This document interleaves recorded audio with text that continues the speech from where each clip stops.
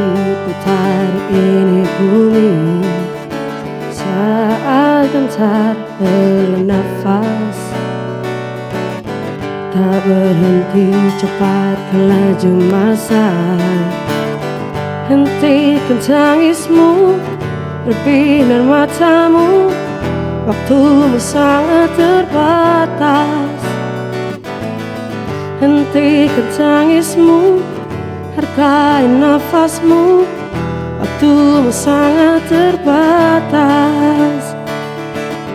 Waktu enggan menunggumu, dunia terlalu ramai untuk manjakanmu.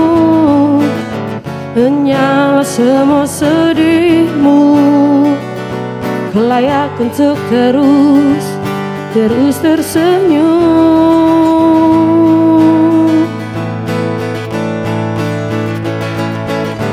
Hentikan tangismu, binar matamu, waktumu sangat terbatas. Hentikan tangismu, hargai nafasmu, waktumu sangat terbatas. Hentikan tangismu, berbinar matamu, waktumu sangat terbatas. Hentikan tangismu, hargai nafasmu, waktumu sangat terbatas.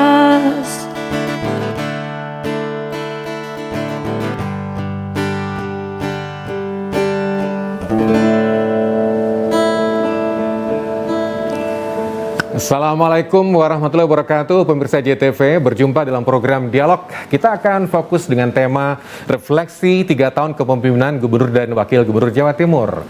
Kita semua tahu kinerja performance kepala daerah selalu menjadi perhatian secara berkala. Ada yang menggunakan patron atau siklus 90 hari atau 100 hari, tapi juga ada yang memantau secara lebih panjang lagi, yaitu 3 tahunan. Nah, kita akan ngobrol-ngobrol bagaimana 3 tahun kepemimpinan Gubernur dan Wakil Gubernur Jawa Timur, apalagi dengan situasi yang seperti sekarang. Kita punya kesempatan untuk ketemu dengan narasumber yang kompeten dan memang sudah membidangi bidang kesehatan. Untuk itu, saya menyapa dulu Dr. Erwin Astatriono, SPPD KPTI Finasim. Dr. Erwin, Assalamualaikum. Waalaikumsalam warahmatullahi wabarakatuh. Alhamdulillah. Sehat gitu, Dok? Alhamdulillah sehat. Selain Dr. Erwin, saya juga bersama Dr. Windu Purnomo, MS, ahli biostatistika epidemiologis Universitas Erlangga. Dr. Windu, Assalamualaikum. Waalaikumsalam, selamat petang Mas. Selamat petang. Salam sehat, sehat selalu. Saya juga punya akses untuk bertemu dengan Dr. Sutrisno, spesialis Obgyn. Beliau juga seorang konsultan, Ketua Ikatan Dokter Indonesia Wilayah Jawa Timur. Biasanya ketemu suara saja, tapi sekarang ini ketemu dengan face to face. Dr. Tri, Assalamualaikum. Waalaikumsalam warahmatullahi wabarakatuh. Alhamdulillah. Selamat Mas. Sehat-sehat. Baik, pemirsa JTV, kita membahas tentang dunia kesehatan, dan dengan situasi yang seperti sekarang ini kita masih konsisten protokol kesehatan. Karena studio kami juga bersama beberapa personel, jadi otomatis kami tetap menggunakan masker. Sementara narasumber dalam keadaan aman semuanya, mudah-mudahan Anda juga demikian.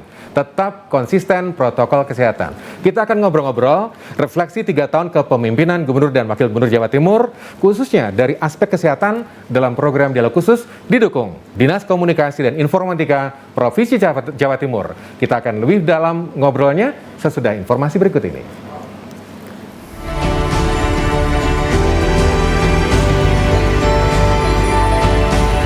Pemirsa, 3 tahun di bawah kepemimpinan Gubernur dan Wakil Gubernur Jawa Timur, Khofifah Indar Parawansa dan Emil Elistianto Dardak, Jawa Timur berhasil menjadi provinsi tangguh yang mampu bertahan di tengah hantaman badai COVID-19. Penanganan laju penyebaran COVID-19 di Jawa Timur mampu dilakukan dengan baik dengan memperketat penerapan protokol kesehatan dan membatasi aktivitas masyarakat sejak pandemi COVID-19 melanda di awal tahun 2020 lalu. Hantaman gelombang kedua COVID-19 yang terjadi di Jawa Timur pada pertengahan tahun 2021 berhasil dikendalikan. Jawa Timur lebih memaksimalkan kinerja 4 tim pengendalian dan pencegahan COVID-19 di antaranya tim promotif preventif, tim tracing, tim kuratif, dan tim dampak sosial ekonomi. Hasilnya di akhir tahun 2021, khususnya harian COVID-19 di Jawa Timur yang sempat mencapai 8.230 pasien saat puncak gelombang kedua, berhasil turun hingga 98%. Kasus kematian harian COVID-19 di Jawa Timur juga menurun 93%, dari 211 orang per hari menurun menjadi 14 orang. Selain memaksimalkan kinerja 4 tim pengendali dan pencegahan COVID-19, pemerintah Provinsi Jawa Timur juga mengoptimalkan serbuan vaksinasi. Bahkan Jawa Timur menempati posisi kedua tertinggi capaian vaksinasi nasional, baik capaian dosis pertama maupun dosis kedua. Dari data yang ada, capaian vaksinasi dosis pertama di Jawa Timur mencapai 87,60%, atau setara dengan 27.878.421 dosis tersuntikan. Sedangkan untuk capaian vaksinasi dosis kedua mencapai 64,56%, atau setara dengan 20.545.928 dosis tersuntikan. Sementara untuk capaian vaksin anak umur 6 hingga 11 tahun telah tervaksin sebanyak 2.244.708 anak di 38 kabupaten kota se-Jawa Timur. Yang lebih hebat, capaian vaksinasi ketiga atau booster di Jawa Timur tertinggi secara nasional dengan total capaian vaksin mencapai 766.800 orang.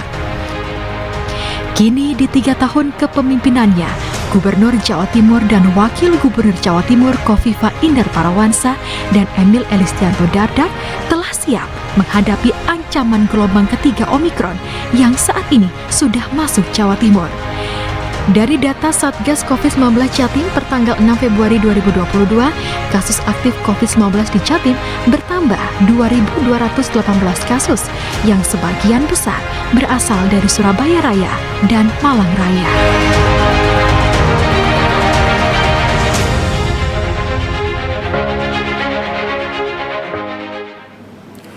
Bersama Dinas Komunikasi dan Informatika Provinsi Jawa Timur, kita dalam program khusus, dialog khusus, refleksi 3 tahun kepemimpinan Gubernur dan Wakil Gubernur Jawa Timur.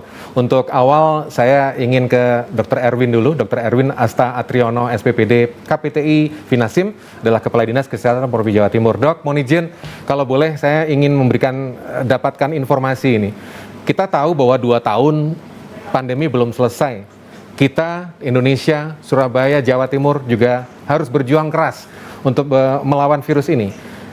Dan kalau dibilang tadi dalam paparan, Jawa Timur merupakan satu di antara provinsi yang mengeluarkan segala macam jurus dan juga kebijakan untuk mengatasinya. Kalau dari perspektif Dinas Kesehatan Provinsi Jawa Timur, apa saja kebijakan diambil sejak awal pandemi sampai sekarang ini, dan kita sudah ancang-ancang di gelombang ketiga nih, Dok? Monggo, Dokter. Ya, baik, terima kasih. Yang jelas, di bawah kepemimpinan Ibu Gubernur, Ibu Khofifah Indar Parawansa dan Bapak Wakil Gubernur, kita mendapatkan banyak inspirasi, banyak hal yang membuat kita akhirnya bisa menjadi satu tim, ya, terutama yang dikaitkan dengan pentahelix itu. Siap. Beberapa kebijakan yang sudah yang sempat kita dokumentasi, yaitu nomor 1, begitu Maret kita di launch bahwa pandemi itu menjadi skala nasional, maka kita membuat yang namanya Satgas COVID-19 yang berbasis pentahelix. Kemudian saat itu juga kita langsung menetapkan status darurat dan menyiapkan kurang lebih 63 rumah sakit rujukan. Termasuk sudah melakukan support dana dalam bentuk refocusing APBD. Di situ sudah ditambahkan juga dengan pengoperasional rumah sakit darurat lapangan Indrapura, kemudian rumah sakit lapangan darurat Ijen Dungus, Ijen Malang dan Dungus, ya, serta rumah sakit BPBS Bangkalan. Yeah. Selain itu, bukan hanya masalah kesehatan aja, tapi recovery ekonomi yang berbasis kolaborasi Forkompimda juga ditetapkan di sana, sehingga problem medisnya tertangani, problem sosialnya juga disupport oleh pemerintah provinsi saat itu. Betul, betul. Dengan keadaan dan fakta-fakta perkembangan yang ada sekarang ini, artinya kepemimpinan Gubernur dan Wakil Gubernur Jawa Timur, Ibu Khofifah Indar Parawansa dan Pak Emil Elistiando Dardak, semua bisa running smooth ya Pak, Dok? Betul, artinya semua terfasilitasi. Jadi bukan hanya satu aspek aja yang kita selesaikan, tapi semua aspek sudah kita tetapkan, dan yang jadi inspirasi utama itu kan bisa mengkolaborasikan pentahelix, di mana unsur media, akademisi, masyarakat, termasuk teman-teman dari TNI Polri. Siap. Baik, kita juga sedang menghadapi situasi di mana ada semacam kembali lagi kasus-kasus, dan kalau lihat angkanya ada tren pelan tapi pasti naik. Nanti kita ngobrol-ngobrol tentang ini Dok, untuk perkembangan berikutnya. Sesudah informasi bersama kawan-kawan saya.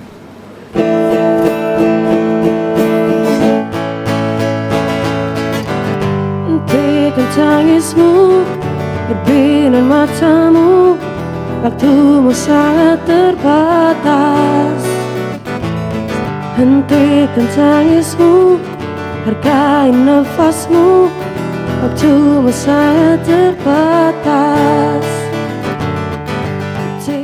Bersama Dinas Komunikasi dan Informatika Provinsi Jawa Timur, refleksi 3 tahun kepemimpinan Gubernur dan Wakil Gubernur Jawa Timur. Kalau di awal tadi kita bersama Kepala Dinas Kesehatan Provinsi Jawa Timur, saya coba alihkan perhatian beralih ke Dr. Windu Purnomo, ahli biostatistika dan epidemiologis dari Universitas Erlangga.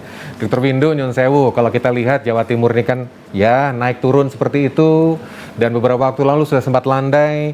Dan kalau lihat catatan, meskipun Jawa Timur ini punya jumlah kasus positif tertinggi di Indonesia, attack rate ini mungkin Provinsi Jawa Timur bukan yang tertinggi, tapi hanya menempati peringkat 9 dari 34 provinsi di Indonesia. Artinya Jawa Timur cukup mampu menekan angka laju COVID-19. Itu kalau dalam terjemahan bahasa angkanya, bahasa awamnya, sekarang seperti apa Dr. Windu? Monggo. Ya, seluruh wilayah di Indonesia saya kira mengalami hal yang sama ya sebetulnya. Jadi saat ini semuanya sedang ada penanjakan kasus positif yang cukup tajam, ya. Nah, tapi alhamdulillah untuk jadi misalnya contoh ya, sekarang kasus aktif di Jawa Timur tuh sudah 14 ribuan gitu, 13-14 ribu, ya kan? Jadi itu cukup tinggi lah. Tetapi prediksi saya ya, nanti kita tidak terlalu lama lagi sebetulnya sudah bisa mencapai puncak ya, baik Jawa Timur maupun nasional. Kira-kira paling lambat ya awal Maret. Nah, awal Maret itu kasus aktif kita luar biasa ya, 60.000 lah kurang lebih. Tetapi kabar baiknya adalah angka hospitalisasi rendah ya, tetap rendah. Dan mudah-mudahan kalau Jawa Timur tetap menggunakan kapasitas tempat tidur yang maksimum seperti yang disediakan pada pertengahan Juli kemarin tahun lalu ya, pertengahan tahun lalu maksud saya, Juni-Juli, maka rumah sakit tidak akan tertekan lah gitu. Mudah-mudahan akan segera sampai. Jadi sebetulnya kayak kita memang Jawa Timur naik turun ya, ada pasang surut. Dan memang gambaran Jawa Timur itu seperti gambaran Indonesia. Sebetulnya Indonesia itu kan tiga gelombang ya. Sekarang kita sudah masuk gelombang ketiga ya, dan Jawa Timur sebetulnya 3,5 gelombang gitu, 3,5 ya. Setengahnya itu adalah pada bulan Agustus, akhir Agustus 2020. Ya, itu gelombang setengahnya ya, gelombang 1 lah sebenarnya, tapi karena kecil banget saya anggap setengah. Kemudian Januari 2021 ya. Ya, itu ada gelombang 1 yang tidak terlalu tinggi. Nah, kemudian yang tertinggi itu adalah gelombang 2 yaitu Delta kemarin ya, Juni. Nah, sekarang kita naik lagi, padahal sudah sempat surut beberapa bulan. Ya, tapi Omikron memang mau tak mau harus kita hadapi ya. Itu berasal dari luar dan itu menimpa hampir 200 negara di dunia ya. Saya kira kita tinggal mengantisipasi aja dah, terutama rawat inapnya. Mudah-mudahan Saya kira gitu, Mas. langkah-langkah antisipasi terus kita kita lakukan dengan konsistensi prokes. Baik, saya beralih ke Dr. Tris dulu. Dok, nyun sewu, 2 tahun dunia sudah dilanda pandemi COVID-19 gitu ya. Termasuk Indonesia yang harus berjuang keras melawan virus ini. Jawa Timur menjadi satu di antara provinsi yang harus mengeluarkan segala macam jurus kebijakan gitu. Dokter, tenaga kesehatan itu merupakan bagian yang juga jadi perhatian gitu. Sinergitas yang dilakukan ID Jawa Timur bersama pemerintah provinsi mengatasi pandemik ini. Utamanya di tahun ketiga kepemimpinan Bu Khofifah dan Pak Emil, apa saja yang menjadi fokus sekarang ini kalau dari kacamata ID wilayah Jawa Timur? Dr. Tris, monggo. Oke, terima kasih. Catatan pertama adalah kita semua sama-sama belajar, ya. Jadi saya dari sisi dokter yang dalam hal ini terkait dengan ilmu, ya, itu belajar. Dari sisi pemerintah yang terkait dengan manajemen, ya, manajemen apa saja, ya, itu juga belajar. Sebenarnya sejak Maret 2020 itu ya Mas Iman, begitu sudah ada declare dari pemerintah, dari WHO juga dari pemerintah Indonesia, sebenarnya ID itu sudah merapat kepada pemerintah Jawa Timur, Ibu Gubernur. Kita sudah pernah sowan kepada beliau menyampaikan 11 poin penting yang itu memang semuanya terjadi, ya, tentang memperbanyak rumah sakit rujukan, membuat rumah sakit khusus tentang COVID, membuat rumah sakit lapangan, ya, dan lain. Itu memang ada 11 poin. Saya ingat dulu Pak Windu sama kita atau enggak ya? Kita punya fotonya buar rame-rame itu. Ingat saya tanggal 26 Maret tahun 2020 itu. Jadi sebenarnya kita memang partner pemerintah. Jadi kita memang memberikan poin-poin saat itu. Kemudian tentu semuanya ya evolutif ya. Jadi pelan-pelan tapi terus berkembang melihat situasi. Akhirnya semuanya ya kembali lagi pemerintah, Bu Gubernur, Pak Wagub belajar.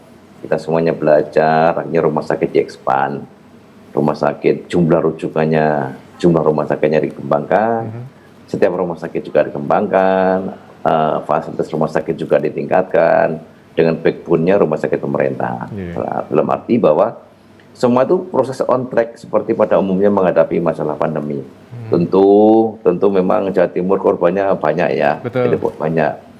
Dokter saja itu yang positif itu udah ribuan, yang meninggal, yang confirm PCR itu 169 dokter yang wafat ya. Itu confirm PCR loh ya. Yang nggak confirm ya banyak lagi ya. Jadi banyak, jadi banyak sebenarnya. Jadi kita harus menebusnya dengan banyak korban. Tapi itulah siklus kehidupan ya, dan harus kita hadapi, dan puncaknya pada masa Delta kemarin.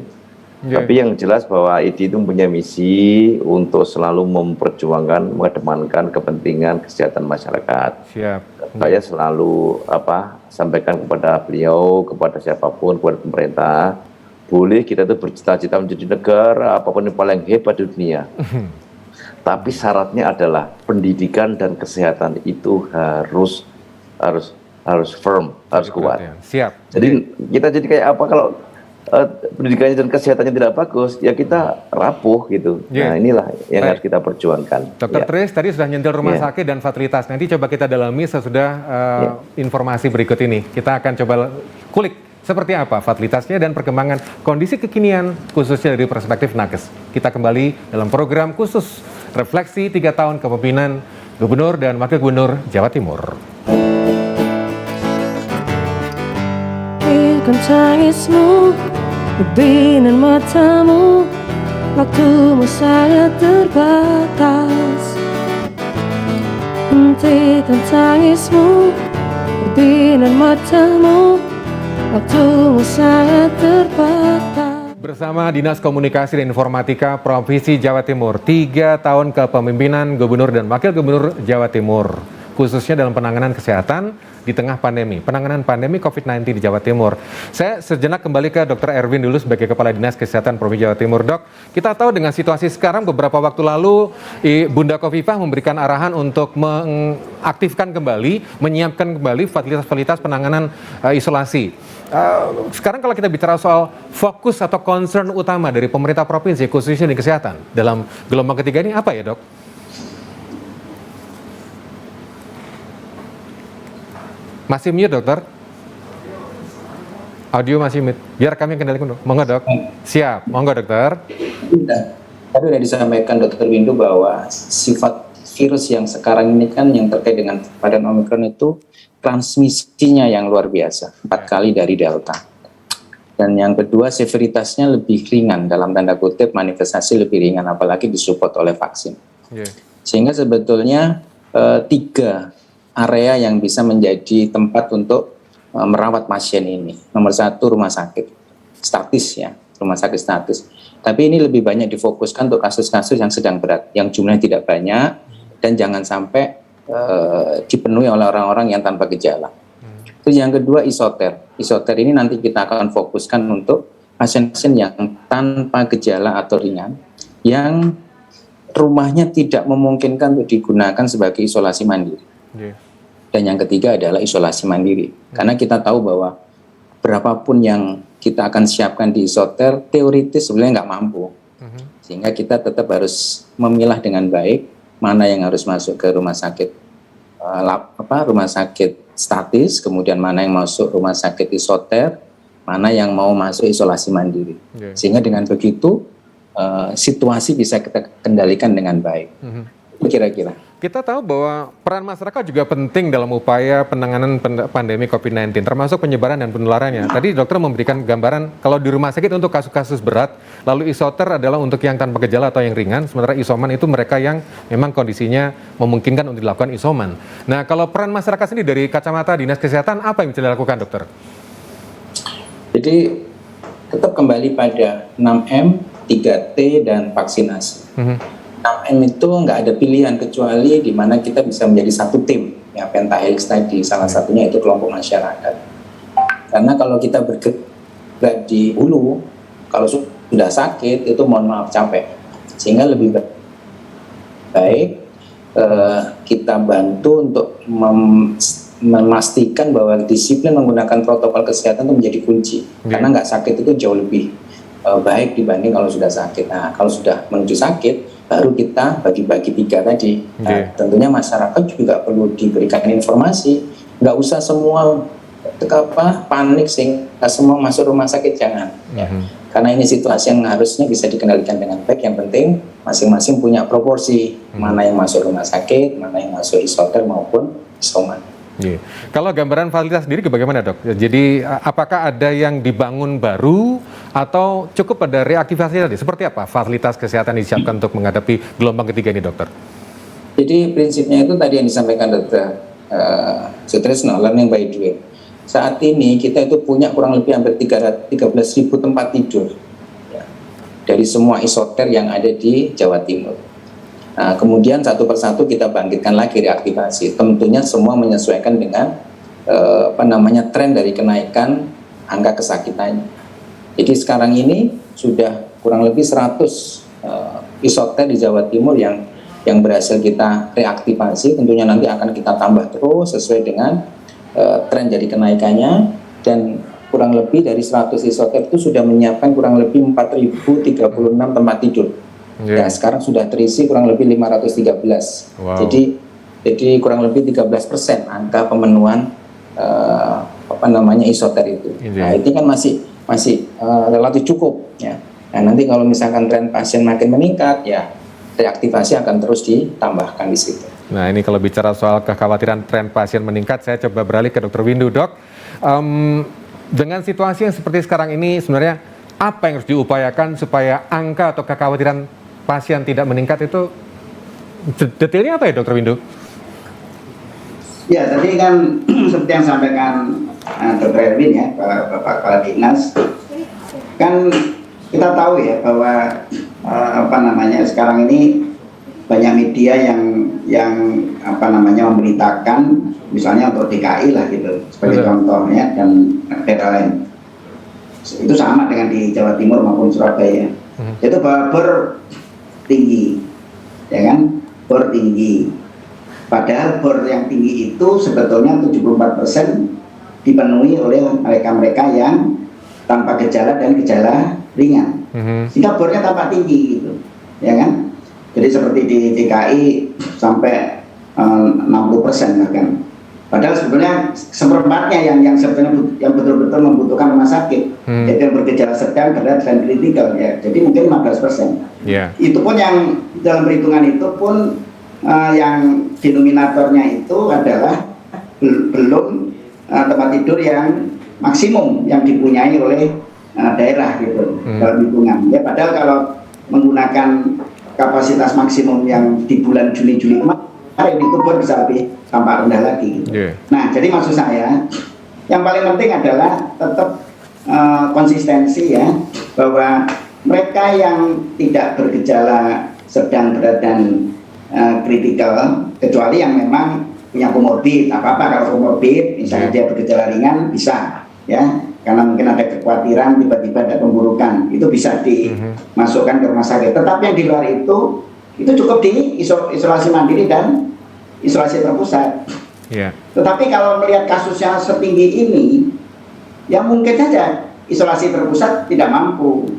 Makanya karena itu isolasi mandiri tetap menjadi pilihan ya, dan kemudian kesehatan memantau tentu ya melalui RT RW, melalui puskesmas dan RT RW ya kan, karena memantau mereka yang melakukan isolasi mandiri. Ya. Jadi memang ada kemungkinan bahwa kasus ini akan tajam meningkat sehingga isoter aja tidak mampu menampung. Tapi yang terutama adalah jangan sampai mereka-mereka yang sebetulnya tidak perlu masuk rumah sakit menggunakan bed rumah sakit. Baik. Jadi itu. Izinkan saya ke Dr. Sutrisno. Dok, terminologi atau istilah tadi dengan yang menggunakan learning by doing. Kita sudah melalui fase yang cukup panjang dengan berbagai macam fluktuasi dan dinamika pada periode sebelumnya. Nah, setelah kita belajar, doing what next untuk mengantisipasi gelombang ini, dokter, supaya bor tidak kebobolan. Dr. Tris? Baik, terima kasih. Sebenarnya mereka-mereka yang membutuhkan rumah sakit sebenarnya itu adalah dari pengalaman selama ini itu adalah COVID plus sebenarnya, yaitu plus penyakit dasar, plus komorbid ya. Jadi kalau orang-orang sehat-sehat betul itu memang pada gelombang-gelombang ketiga ini sudah ya seperti flu biasa memang. Tapi kayak yang problemnya ada yang orang yang mempunyai diabetes, gagal jantung, gagal ginjal, itu memang itulah yang memerlukan. Nah, dari situ memang konsisten dan pemikiran bahwa tempat tidur rumah sakit Jawa Timur yang saat ini sudah hampir 400 lebih ya, 404 atau 403 kira-kira rumah sakit. Itu dan rujukannya yang backbone-nya dari rumah sakit pemerintah itu sebenarnya cukup itu ya. Terus asalkan selektif kita menempatkan kasus. Terus backbone keduanya kan rumah sakit lapangan yang dikelola oleh pemerintah. Ini juga cukup besar kemampuannya ya. Jadi asalkan seleksi kasusnya bagus ya filternya ada di sana. Ini menarik. Sedangkan yang berikutnya adalah pusat-pusat isolasi mandiri yang dikelola masyarakat. Nah, itu juga modalitas yang baik sebagai salah satu. Kemudian SDM dokter, kita tahan dulu di situ. Tahan dulu dokter, ini kita tentang peran serta masyarakat dengan isolasi yang dikelola oleh masyarakat. Kita akan dalami aspek itu sesudah rangkaian informasi berikut ini. Kita masih dalam program Dialog Khusus bersama Dinas Komunikasi dan Informatika Provinsi Jawa Timur, refleksi 3 tahun kepemimpinan Gubernur dan Wakil Gubernur Jawa Timur.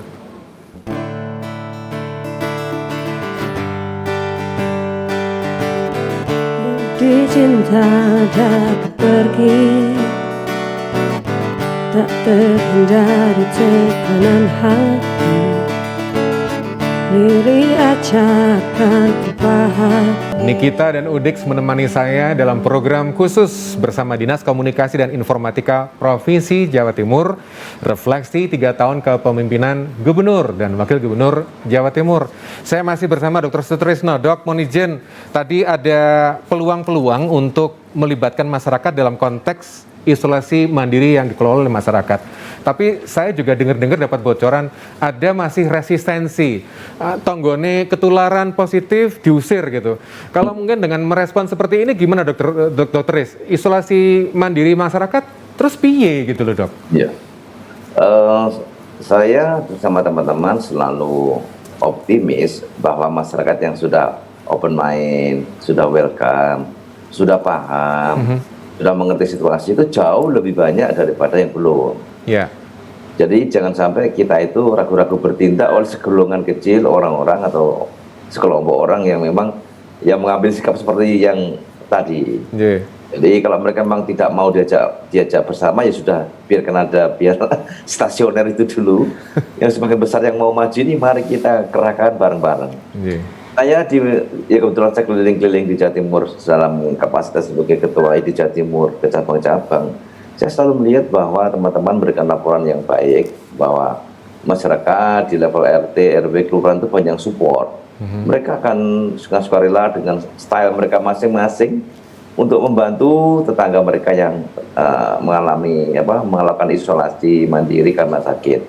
Jadi masih banyak banget mereka yang support, menyediakan tempat khusus, rumah khusus, bantuan khusus kepada mereka yang sedang menderita ini. Dan itu tentu bahwa itu adalah optimis bagi kita semuanya, ya, optimis bagi kami dari dokter, saya kira juga bagi ilmuwan seperti Pak Windu, juga bagi pemerintah seperti Dr. Erwin, bahwa memang usaha pemerintah ini tentu tidak tepuk sebelah tangan, tetap harus maju bersama segolongan besar masyarakat yang support, yang paham, open mind, dan mengerti bahwa masalah ini adalah masalah bersama, gitu, yang harus dipecahkan bersama-sama juga. Bicara soal bersama-sama, Dr. Tris, sebelum saya kembali ke Dr. Erwin, saya mohon komentar. Kalau pribadi saya melihat situasi Surabaya yang sudah mulai rame, lalu lintas macet, lalu pusat belanja rame, itu kadang-kadang wedi dewe, Dok, gitu ya. Dokter gimana melihat fakta-fakta lapangan seperti ini, Dok? Iya, masyarakat sekarang itu sudah buka medsos, buka TV, buka YouTube, itu di negara manapun itu ya sudah kembali normal. Ya, dari situ mereka ya dalam tanda petik ya iri dalam hati, bosan, jenuh, frustasi gitu ya. Dan itu memang sesuatu yang tidak bisa kita kendalikan, sesuatu yang bersifat massal begitu. Namun tentu sekali lagi bahwa 6M, ya 6M dengan 3T yang paling penting, dan di antara itu disisipi dengan vaksin sebagai suatu barrier utama, yaitu ya tetap kita harus tidak putus asa untuk mempromosikan, ya. Jadi kita tidak boleh masuk golongan orang yang putus asa. Apapun yang terjadi, ya tetap kita harus selalu optimis, ya selalu optimis bahwa kita dalam track yang benar, kita selalu mempromosikan, dan mungkin barangkali dengan sedikit paksaan pada tempat-tempat umum yang bisa dikendalikan oleh pemerintah untuk menyediakan cuci tangan, kewajiban ngecek suhu, kewajiban menggunakan masker wilayah tersebut, dan selalu mengecek ini dari Peduli Lindungi, jangan sampai lolos itu, dan mereka absolutely melarang pada mereka yang positif. Nah, jangan sampai ada pusat perbelanjaan itu sudah jelas-jelas positif masih diizinkan juga. Ini kan tidak mendukung. Nah, ini pemerintah memang harus keras, Dr. Erwin. Jadi pusat-pusat pembelanjaan, tempat-tempat umum yang masih meloloskan orang-orang yang positif ini sebaiknya ya dikasih teguran, hukuman gitu ya. Betul. Ya biar bisa belajar bersama-sama masyarakat. Nah, ini karena nyentil, saya coba ke Dr. Erwin, Dok. Fakta lapangan seperti itu, Dokter. Mungkin ada strategi untuk sosialisasi kembali, menguatkan kembali situasi di lapangan, termasuk vaksinasi, Dokter. Monggo, gimana ceritanya nih perkembangannya? Iya, memang ada dua isu penting yang kemarin sempat kita diskusikan pada acara rakor dari Forkompimda di Hotel Singosari Batu kemarin, di mana melibatkan bupati, melibatkan teman-teman dari Kapolres, Dandim, semuanya. Ya. Ada dua isu yang penting di sana adalah implementasi aplikasi Peduli Lindungi. Karena gimana pun Peduli Lindungi itu punya banyak manfaat. Satu, melindungi yang sakit, ya, supaya direm nggak kemana-mana. Karena kita kalau memakai Peduli Lindungi kemudian ada notifikasi positif, maka dia nggak bisa masuk ke area-area publik. Jadi melindungi pasien maupun melindungi orang yang sehat supaya nggak terpapar. Yang kedua, ya memastikan orang yang masuk ke area-area publik tervaksin. Sehingga kalau dia belum vaksin ya harus mencari akses itu. Cuma yang jadi masalah adalah kedisiplinan dari dua aspek. Satu dari pengelola layanan publik, mal, dan sebagai kedua dari masyarakat, supaya menjadi tugas tambahan untuk teman-teman dari Bupati Wali Kota. Kemudian yang kedua terkait dengan vaksin. Vaksin ini jujur aja kita harus berbagi prioritas antara ayo selesaikan vaksin 1, ayo cepat selesaikan vaksin 2-nya, karena kalau hanya vaksin 1 nggak akan ada manfaat, tetap harus vaksin 2. Yang ketiga, lengkapi dengan booster. Dan yang keempat adalah anak-anak. Itu yang harus kita fokuskan. Tentunya jangan lupa juga lansia, karena lansia ini mohon maaf mortalitasnya tertinggi pada kelompok yang kita analisis sebagai kematiannya salah satu. Itu dari faktor komorbid. Dr. Erwin mengizinkan kalau saya coba baca-baca di beberapa daerah di luar Jawa itu sudah ada resistensi terhadap vaksinasi begitu. Nanti coba saya ingin tahu situasi Jawa Timur apakah ada sikap-sikap yang khusus tentang vaksinasi atau resistensi atau penolakan, nanti kita bahas sesudah rangkaian informasi berikut. Kita masih bersama Dinas Komunikasi dan Informatika Provinsi Jawa Timur untuk dialog khusus refleksi 3 tahun kepemimpinan Gubernur dan Wakil Gubernur Jawa Timur.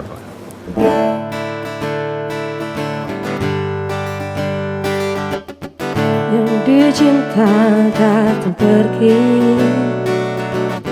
tak terhindar tekanan hati. Diri aja tahu. Bersama Dinas Komunikasi dan Informatika Provinsi Jawa Timur. Sejenak saya kembali ke Dr. Erwin, Kepala Dinas Kesehatan Provinsi Jawa Timur. Dok, singkat dok, saya penasaran. Saya coba banding-bandingkan, karena sekarang ini kan gencar untuk program vaksinasi. Apakah di Jawa Timur ada sikap-sikap masyarakat yang menolak atau mungkin juga masih mikir-mikir untuk vaksinasi ini? Singkat dokter, monggo. 2. 1. Jangankan vaksin COVID, vaksin yang lain aja kadang-kadang masih ada kelompok masyarakat tertentu yang dalam tanda kutip menolak. Apakah ini juga dibahas di rakor kemarin, dokter? Oh ya, dan itu udah kita bahas dan selalu kita sampaikan pada semua tim Forkompimda bahwa kita mainkan semua isu. Ya, nomor 1, ya kalau misalkan kita punya power ya kita mainkan power dalam tanda kutip. Ayo teman-teman di daerah kita fokus tertentu supaya mereka dalam tanda kutip sedikit dipaksa. Yang kedua, ada beberapa kebijakan lokal menggunakan hadiah dan sebagainya untuk vaksin. Kemudian yang ketiga, jangan lupa bahwa isu hoax itu luar biasa. Tadi sudah disampaikan Dr. Windu, pengaruh lewat media, medsos dan sebagainya. Itu tugas kami seperti saat ini untuk wawasan kepada masyarakat bahwa vaksin itu sangat aman. Dr. Erwin, Nyon Sewu, kita tahu bahwa penanganan pandemi ini memang membutuhkan support anggaran gitu ya, dan ini sudah hampir 2 tahun gitu. Kalau bicara soal anggaran, bagaimana kondisi anggaran untuk Provinsi Jawa Timur? Tadi sudah kita sampaikan bahwa tahun 2020 dan 2021 kita mengambil strategi refocusing. Refocusing itu artinya ya mau nggak mau kita akan bergeser ke sana. Noto lagi ya juga. Noto lagi. Tapi untuk tahun 2022 ini kita udah mulai banyak pemahaman. Tadi Mbak Edwin gitu ya, sekarang ini sudah bisa menata anggaran yang mungkin bisa difokuskan untuk kesehatan, sehingga dulu kita blind, buta, belum tahu mana anggaran yang difokuskan. Sekarang alhamdulillah kalau begitu. Izin siap Dr. Erwin, sebentar saya beralih ke Dr. Windu dulu. Prof Windu, ini karena pendek singkat, mungkin Prof Windu bisa punya kajian dan sekaligus seruan supaya kita semakin mantap. Monggo, Dr. Windu. Cukup dipanggil dokter aja ya. Saya katut di pentahelix ini soalnya. Monggo dok. Ya, jadi itu yang sampaikan oleh Dr. Erwin ya. Jadi prinsipnya kan apa yang harus dilakukan oleh pemerintah daerah ya, juga pemerintah pusat sama sebetulnya. Kalau menyangkut ada banyak penolakan vaksinasi ya, kemudian ada tadi misalnya tentang testing dan tracing, juga banyak orang yang masih belum mau dites. Ya kan, ketika dia kontak erat banyak yang masih belum mau dites. Gitu. Ya. Kemudian jadi testing pada kontak erat itu tidak gampang sebetulnya di masyarakat kita. Kemudian masih ada tadi stigma menyangkut COVID, ya kan, di kalangan masyarakat. Nah itu tentu kan perlu komunikasi publik terus menerus, ya kan. Tapi juga dibarengi dengan law enforcement. Ya, jadi ada reward, ada punishment. Jadi seperti yang sampaikan Dr. Erwin tadi, ya. Jadi kalau mereka mau vaksinasi, mungkin dikasih reward apa, ya sesuatu, mungkin tidak usah sesuatu yang besar, ya, tetapi itu kalau tidak membuat senang mereka ya, dan mereka bisa menarik orang lain ya, dan itu dan kemudian pemerintah juga tetap koordinasi pemerintah provinsi dengan pemerintah kabupaten kota harus terus koordinasi erat seperti sekarang ya, karena dulu pernah itu satu dua kabupaten kota yang tidak sinkron gitu. Siap. Saya kira gitu, Mas. Siap, Dokter Windu. Sebentar, kita ke Dokter Tris, Dok. Pripun, Dok? Supaya tetap kuat, konsisten. Singkat, Dokter, monggo. Iya. Reuters itu pernah melaporkan bahwa seperempat orang Eropa itu sebenarnya menolak vaksin. Jadi artinya orang yang terpelajar seperti Eropa itu sebagian besar banget yang menolak ya. Jadi kalau di masyarakat kita yang menolak, ya kita juga harus siap gitu ya. Tapi sekali lagi Mas, menghadapi masalah pandeminya adalah kepentingan bersama. Jadi baik pemerintah maupun masyarakat yang gampang paham harus bergerak bareng. Tidak boleh putus asa dan terus maju bersama, dan tanpa pandang capek, pandang semangat turun, tetap harus selalu dipaksa untuk kita selalu menggerakkan ya pemahaman agar masyarakat ini tetap bersama pemerintah dan bersama kita. Ya. Harapannya adalah bersama waktu kita bisa mengatasi pandemi ini dengan baik. Dokter Tris, terima kasih untuk peluangnya ngobrol-ngobrol dengan kami.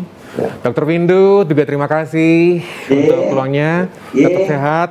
Dan Dr. Erwin, terima kasih untuk ngobrol-ngobrol di sore hari ini bersama program khusus Refleksi 3 tahun kepemimpinan Gubernur dan Wakil Gubernur Jawa Timur. Salam sehat untuk seluruh tenaga dokter dan juga nakes yang sedang dalam proses penanganan, sekaligus dokter-dokter yang sedang isoman gitu ya, karena setahu saya ada dokter yang terpapar. Matur nuwun, Dokter. Sampai jumpa lagi untuk obrolan lain. Assalamualaikum. Sehat selalu. Waalaikumsalam warahmatullahi wabarakatuh. Alhamdulillah. Sampai jumpa lagi. Salam sehat.